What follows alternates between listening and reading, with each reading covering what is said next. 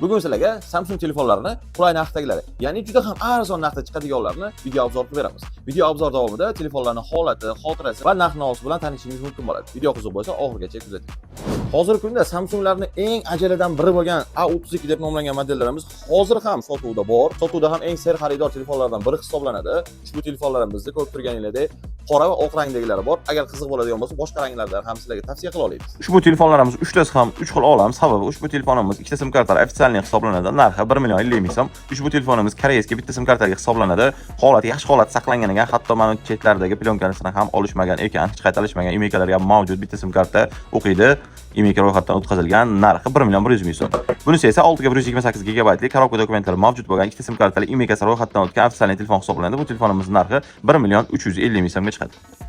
Budjetli telefon bo'lsin, ammo PUBG Mobile o'yini uchun ham o'ynashga moslashgan telefon bo'lsin deb qidirganlar uchun Samsungdan A50 deb nomlangan modellarni tavsiya qila olamiz. Ushbu telefonlarimizda ikki xil rangdagisi mavjud, xotirasi 64 gigabaytlik bo'ladi. Ushbu telefonlarimiz hozirgi kunda PUBG Mobile o'yini uchun ham bemalol ishlatish mumkin. Siz o'ylagandek zo'r cho'tki ishlab bera olmasligi mumkin, ammo narxiga yarasha bemalol ishlab bera oladi. Bu telefonlarimiz narxi 750 ming so'mga 650 ming so'm qilib beriladi, hech qanday aybini yo'q, garantiyasi bilan albatta. Navbatdagi telefonimiz A51 va A31. A51 telefonimiz 5G hisoblanadi. Bitta sim kartada Koreya uchun ishlab chiqarilgan model, imekalar ro'yxatdan o'tgan bo'ladi.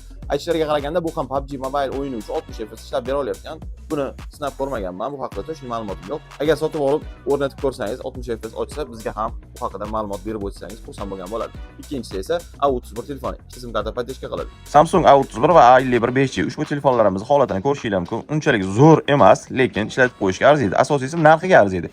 Ushbu telefonlarimizni narxiga keladigan bo'lsak, A51 5G telefonimizni 780 ming so'mga berib yuboramiz. Imekasi ro'yxatdan o'tgan bitta sim karta podдержка qiladi. A31 telefoni esa ikkita sim kartali bo'ladi, ya'ni ofitsialniy telefon hisoblanadi. Hech qanday aybini yo'q, imekalar ro'yxatdan o'tgan. Ushbu telefonimizning narxi 800 ming so'm. Почти bir xil narxda desak ham bo'laveradi. Qiziq bo'lsa, bizga aloqaga chiqsangiz bo'ladi. Ushbu qo'limdagi A16 hozirgi kundagi eng ser xaridor va eng ko'p sotilayotgan telefonlardan biri. A16 telefonimizda korobka dokumentlari ham mavjud bo'lib, xotirasi 6 ga 128 gigabayt ikkita sim karta ofitsialniy telefon hisoblanadi. Narxi 128 dollarga berib yuboriladi. Navbatdagi ko'rsatilgan telefonimiz Samsung A52 deb nomlanadi. Bu ham ikkita sim kartali mavjud bo'ladi. Buni ham har xil ranglardan topsangiz bo'ladi. Samsung A52 bu telefonlarga nima sababdan 5G o'rnatilmagan bilmayman. Bunaqa deyishimga sabab ushbu telefonlarim juda zo'r holatda ishlaydi. 5G o'rnatsa ham bemalol ishlab beradigan telefonlardan biri.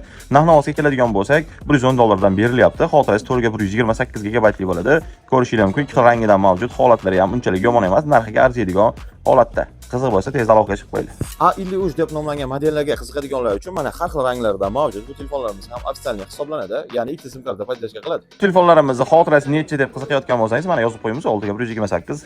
Neobычный svetlardan ham mavjud. Qora desangiz qora, oq desangiz oq, shaptali desangiz shaptali. Shaptali bormi deydi-yu. Aka, shaftoli bormi? Bunaqa emas, har holda telefonlarimiz ofitsialniy ikkita sim karta podдержка qiladi. Bular narxlarini 125 dollardan berib yuboryapmiz. Do'stlar, agar siz videoni ushbu joygacha ko'rgan bo'lsangiz, bilingki, videoning davomi bor yoki bundan oldingi yana bitta qismi bor. Qiziqib, albatta kanalimizdan qidirib ko'ring. Videoga like bosib, kanalga obuna bo'lish ham esingizdan chiqmasin.